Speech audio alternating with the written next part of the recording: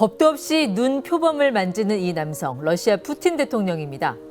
이 알몸으로 얼음물에 입수하고 국가대표 유도팀 훈련장에 나타나 노익장을 과시합니다. 역대급 스트롱맨 푸틴이 5번째 집권에 성공했습니다. 이른바 셀프 개헌, 스스로 2036년까지 장기 집권의 길을 터놨으니 옛 소련의 철권 통치자 스탈린이 울고 갈 판입니다.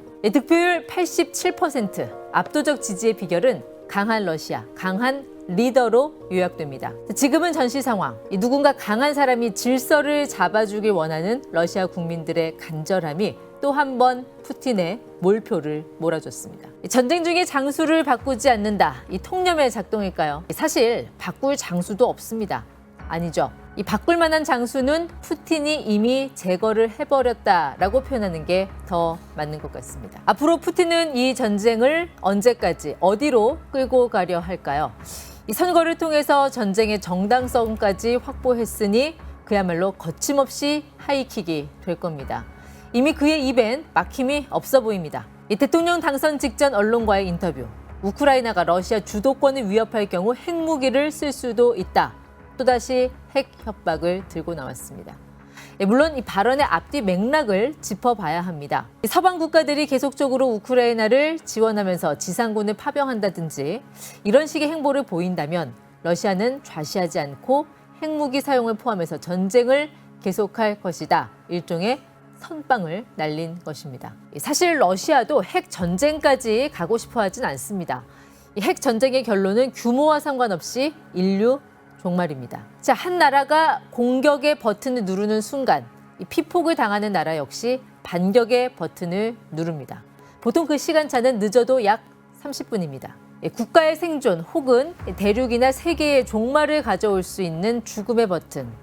아무리 자존심 강한 푸틴이라고 할지라도 이 죽음의 단추를 쉽게 누르지 못할 것이라는 예상이 아직까지는 지배적입니다. 하지만 위험하고 부정적인 징조는 곳곳에서 포착되고 있습니다.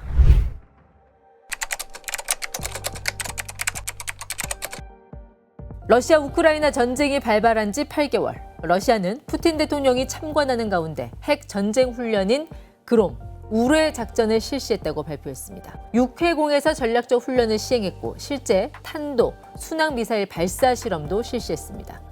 러시아는 이 훈련을 적의 핵 공격에 대응해 핵 공격을 가하기 위한 훈련이라고 밝혔습니다.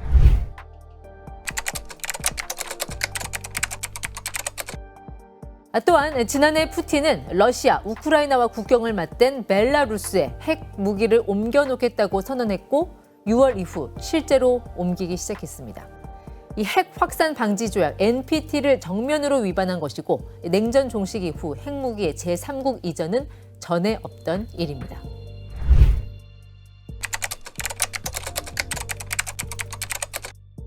그리고 미 CNN 보도가 또 한 번 세계를 공포에 떨게 했습니다. 러시아가 대량 에너지파를 만들어 위성을 공격하는 EMP, 핵 우주 무기를 개발하고 있다는 내용이었습니다. 요즘은 참 현실이 영화 같습니다. EMP라는 무기는 또 뭐냐? 사람을 죽이지 않으면서 통신과 전력 시스템을 완전히 마비시켜 IT 전쟁의 필살기로 꼽힙니다. EMP의 효능이 처음 알려진 건 1962년 7월 미국이 태평양 존스턴 섬 상공에서 핵 폭발 실험을 했을 때입니다. 실험 후 1450km 떨어진 하와이 오아후 섬 일대에 가로등과 신호등이 꺼지고 통신시설이 먹통이 됐습니다. EMP가 원인이었다는 사실은 3년이 지나서야 드러납니다. 이후 미, 소 양국은 EMP탄 개발에 들어갑니다. 푸틴은 우주 핵무기 개발설을 부인하지만 미국은 연내 러시아의 핵무기 배치설을 제기합니다. 누구 말이 맞는지는 현재로선 알 수 없습니다. 자, 이 핵이라는 거요. 인류가 개발한 축복이자 재앙입니다. 이 핵의 평화적 사용은 핵 발전소지만 그 부정적 사용의 끝은 핵 폭탄입니다. 자, 언제 어디서든 이 당사자가 러시아든 미국이든 중국이든 전세를 한 번에 뒤집을 수 있는 건 핵 무기 외엔 없습니다.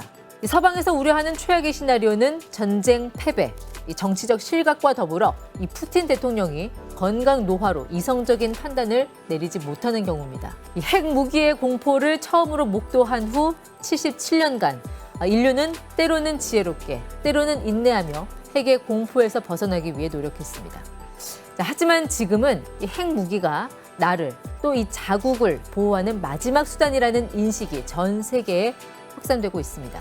이를테면 우크라이나가 핵무기를 포기하지 않고 갖고 있었더라면 러시아가 공격했을까라는 질문입니다. 이 질문에서 가장 부정적이고 호전적인 답을 찾아낸 곳이 바로 북한입니다. 북한은 재래식 무기 경쟁에서 한국의 상대가 되지 못합니다. 해서 비대칭 전력, 즉 핵 개발로 전략을 전환했습니다. 물론 핵무기는 푸틴도 김정은도 쉽게 쓸 수 있는 폭탄이 아닙니다. 나도 죽을 각오를 해야만 쓸 수 있는 무기이기 때문입니다. 하지만 이런 괴멸적 무기의 사용이 정교한 시스템, 이성적인 판단, 또 세계 각국의 감시에 의해서 유지될 수 없는 단 하나의 구멍도 어딘가는 존재할 것이라는 의구심, 바로 그 합리적인 의심이 우리를 두렵게 합니다. 여기 이 핵무기에 대한 아인슈타인의 이야기가 있습니다. 저는 제3차 세계대전 때는 뭘로 싸울지는 모르겠습니다. 하지만 제4차 세계대전 때는 나뭇가지와 돌멩이로 싸울 것 같습니다.